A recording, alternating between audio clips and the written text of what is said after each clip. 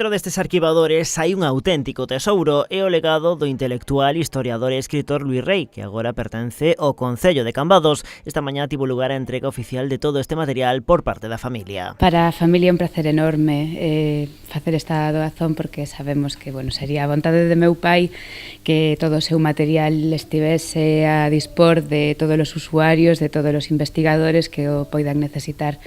Entón, estamos todos moi contentos de que isto poida facerse neste acto tan bonito, tan emotivo. O material entregado é resultado de 20 anos de investigación centrada na figura de Ramón Cabanillas, un intenso traballo que permitiu, entre outras cousas, crear a biografía do ilustre poeta cambadés. O traballo de selección de todo este material, tanto escrito como en soportes audiovisuais, correu a cargo de Emilio Insua. Reúne todo o que utilizou, todos os fondos que consultou, copias, fotocopias, transcripcións de cartas, de periódicos antigos e tal, para elaborar a biografía de Cabanillas.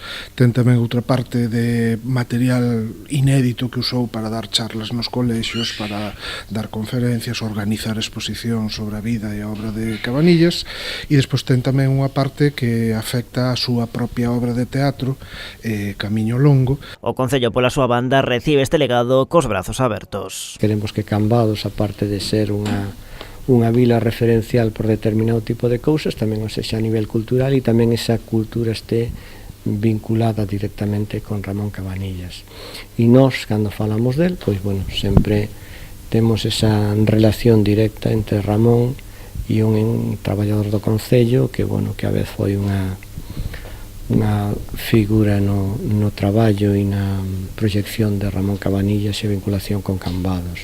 O acto de entrega do material tivo lugar na Biblioteca Luís Rei, vai estar ali conservado ata que poida ser trasladado no futuro á Casa da Calzada para que está en marcha un proxecto de musealización.